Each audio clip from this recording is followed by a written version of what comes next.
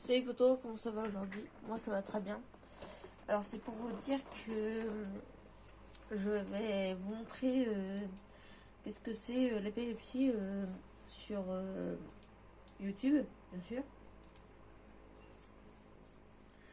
Alors, je vais vous montrer c'est quoi les crises d'épilepsie, les nocturnes. Épilepsie. Attendez. C'est quoi l'épilepsie dans la nuit? Alors, il y a plusieurs sortes d'épilepsie. Alors, j'essaie de vous trouver, par exemple, quelque chose qui vous explique un peu ce que c'est. Comme ça, vous comprenez. Attendez. Voici. Voilà, là, c'est le cerveau de quelqu'un. Voilà, Quels sont les facteurs qui favorisent la survenue de crises chez les personnes qui souffrent d'épilepsie?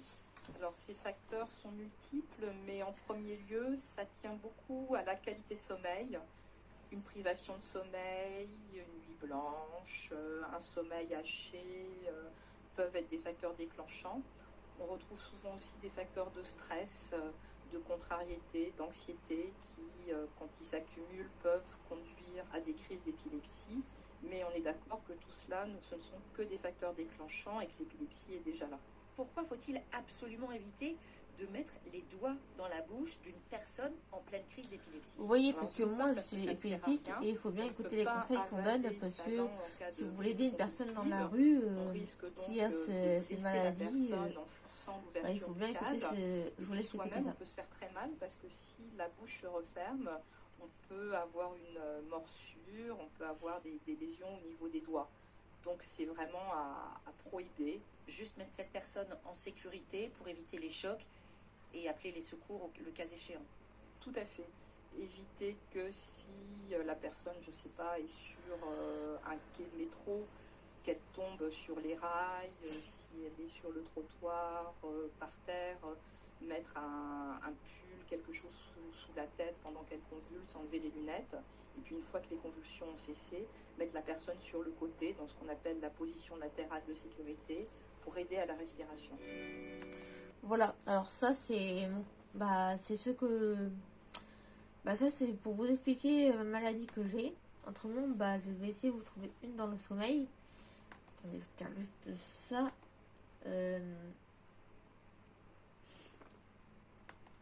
Crise d'épilepsie nocturne. Alors,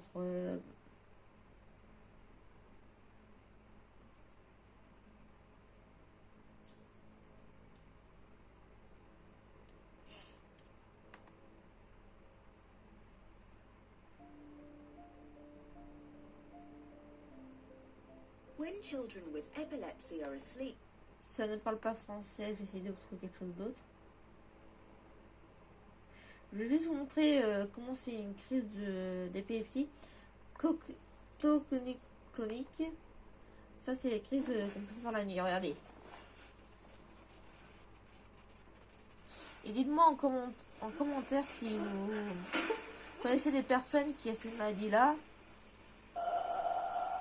Voilà, c'est très impressionnant les crises des patients qui ont cette maladie. Des fois, on dirait qu'une personne peut mourir. Il y a des personnes qui peuvent mourir avec les crises d'épilepsie. Il y en a d'autres, je vais vous tirer comme l'image parce que c'est assez violent. Voilà, je vous tire l'image parce que c'est assez violent.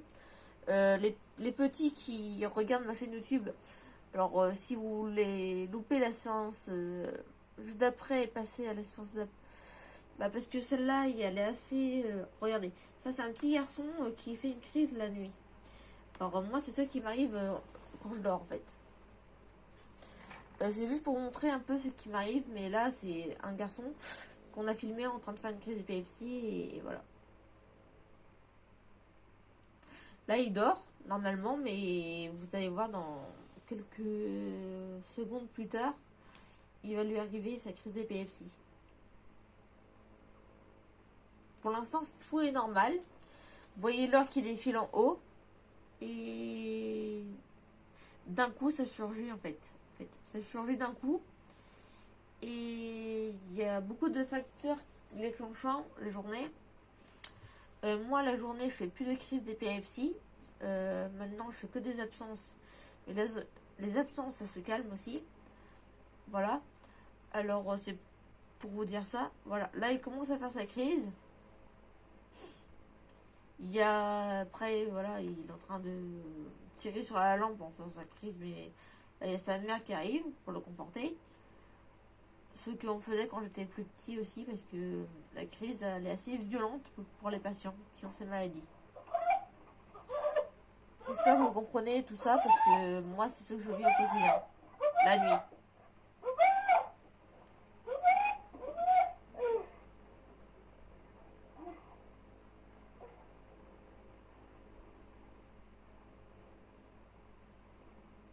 Voilà, bon, je vais vous laisser, je vais quitter ça.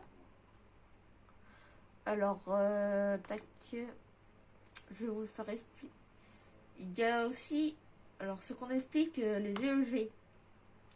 C'est pour le cerveau, en fait, vous faites un EEG pour savoir où se situent les crises d'épilepsie dans votre cerveau. Écoutez bien cet épisode-là. En fait, Dans le laboratoire à EEG du centre hospitalier Bienne, ce patient s'apprête à passer une électroencéphalographie. Cet examen permet de mesurer l'activité électrique du cerveau. Le résultat, l'électroencéphalogramme, est principalement utilisé pour diagnostiquer l'épilepsie. Epilepsie ist eine besondere Erkrankung in der Neurologie. Besonders deshalb, L'épilepsie est une maladie neurologique particulière. Elle est particulière parce qu'elle se déclare soudainement, parce qu'elle s'attaque à notre esprit, à notre perception et au contrôle de nos actes, parce qu'elle peut nous faire perdre connaissance. weil sie zum Bewusstseinsverlust führen kann und weil sie Beobachter L'épilepsie peut aussi faire très peur aux tierces personnes qui assistent à une crise. Ça fait peur parce que la personne qui est victime d'une crise d'épilepsie perd le contrôle d'elle-même. davon betroffen ist, seine Kontrolle über sich selbst verliert.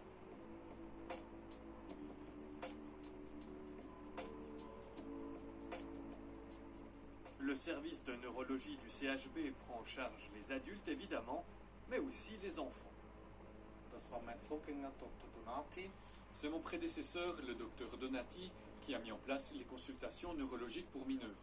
C'est la doctoresse Katharina Fourer qui a repris le flambeau maintenant. Nous traitons tout le spectre des maladies dans le domaine de l'épilepsie des enfants aux seniors, en passant par les adolescents et les adultes. Chez les enfants, l'épilepsie a souvent des causes génétiques, et donc des examens spécifiques sont nécessaires. La prise en charge des enfants est différente de celle des adultes. Und auch die Behandlungen sind bei Kindern anders als im Erwachsenenalter. Irène Aïkwa est chef de clinique en neurologie. Elle reçoit aujourd'hui Jessica Stéphane, une patiente qui est atteinte d'épilepsie. C'est justement lorsqu'elle était enfant qu'elle a commencé à avoir des crises. En fait, j'ai commencé à avoir les symptômes quand j'avais l'âge Vous de comprenez 10 ans, tout ça que j'ai été C'est parce diagnostiquée à 16 ans. que Je vous l'ai les découvert écoutez. grâce à mes camarades de classe. Parce que c'est eux qui me disaient justement que je faisais des moments d'absence, que j'avais des réactions bizarres. Parce que sur le moment, en fait, je m'en rendais pas compte à l'époque. Aujourd'hui, je m'en rends compte quand ça m'arrive, mais quand j'étais plus jeune, je m'en rendais pas compte. Donc c'est grâce à mes camarades de classe. Regardez mes lunettes, et vous me dites la main qui bouge. Il existe une centaine de formes d'épilepsie. Celle dont souffre Jessica Stéphane est l'épilepsie myoclonique juvénile, aussi appelée syndrome de Jans. C'est une forme très répandue d'épilepsie. Elle souffre surtout des crises qui sont des absences. Donc il y a pendant quelques secondes, ils ne sont pas là, ils ne sont pas présentes et après elles reviennent à elles-mêmes. Elles peuvent aussi avoir des spasmes qu'elles parlent et c'est surtout comme s'ils font des petits sursauts avec les bras ou aussi parfois avec le haut du corps. Et elles peuvent aussi souffrir des crises tonico-cloniques généralisées, c'est-à-dire des grandes crises qu'elles perdent la connaissance et qu'elles peuvent faire des spasmes dans tout le corps avec une posture rigide et qui sont plus graves que les autres. Le syndrome de Jans apparaît en général chez les enfants entre 12 et 14 ans. Ce type d'épilepsie est traité avec des médicaments. Pendant l'enfance, quelques types d'épilepsie, comme les absences de l'enfance par exemple, peuvent guérir. Les enfants peuvent avoir besoin d'un traitement contre les crises d'épilepsie pendant quelques années, mais après ils n'ont plus besoin, ils peuvent vraiment se guérir parce que là la cause est plutôt une altération dans le développement du cerveau Et après, une fois qu'ils sont déjà adolescents ou même à l'âge de 20 ans, ils n'ont plus besoin d'un traitement contre les crises d'épilepsie. Jessica Stéphane a 24 ans. Elle devra donc vraisemblablement vivre avec la maladie. Toutefois, cette forme d'épilepsie n'impacte pas beaucoup son quotidien. Je vis totalement normalement, en fait, comme une personne comme une autre. Après, c'est vrai que quand je suis en manque de sommeil ou que je suis très stressée, il faut que je sois un peu plus vigilante. Parce que ça peut me causer des crises d'épilepsie, en fait. Donc, mais après, je suis toujours accompagnée, donc en soi, ça ne pose pas trop de problèmes. Des grandes crises, jusqu'à présent, ça m'est arrivé que 2 fois. Et sinon, les spasmes, vraiment, ça dépend. Pendant 6 mois, je peux ne rien avoir du tout, grâce au traitement. Et si je suis sous grand stress, ça peut m'arriver le matin, quand je me réveille, je suis un peu perdue, ou j'ai 2-3 spasmes. Mais ensuite, au fil de la journée, ça revient tout à la normale. Les causes de l'épilepsie sont nombreuses et elles sont souvent liées à l'âge du patient. Très souvent, dans l'enfance et dans l'adolescence, il y a des syndromes épileptiques qui ont une base génétique ou parfois c'est à cause d'une malformation congénitale. Et après, au fur et à mesure que l'âge avance, et c'est plus fréquent à l'âge adulte autour de 50, 60 ans qu'on pose plus ces diagnostics. Et là, dans ce type de cas, c'est surtout à cause d'une blessure au niveau cérébral, par exemple une attaque cérébrale, une tumeur ou après un gros traumatisme cérébral qui laisse une cicatrice, on peut développer une épilepsie. Voilà, on va pouvoir commencer.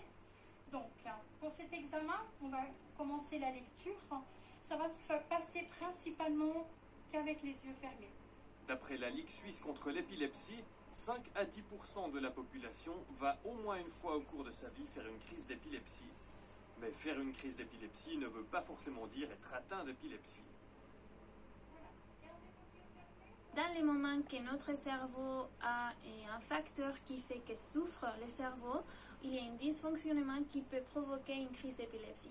Et cette souffrance du cerveau peut être liée à des consommations de drogues, par exemple aussi à une infection systémique dans tous les corps ou dans un moment que notre cerveau ne reçoit pas assez d'oxygène. On peut aussi souffrir une crise d'épilepsie ou même après un gros traumatisme, les premières 24 heures, on peut développer une crise d'épilepsie. Mais ça ne veut pas dire que par la suite, les patients vont avoir toujours des crises d'épilepsie. C'est-à-dire la maladie comme telle est diagnostiquée quand on a des crises d'épilepsie à répétition sans facteur qui déclenche les crises d'épilepsie. Rula Sello est également atteinte du syndrome de Jans. Sa maladie a été diagnostiquée à l'âge de 12 ans.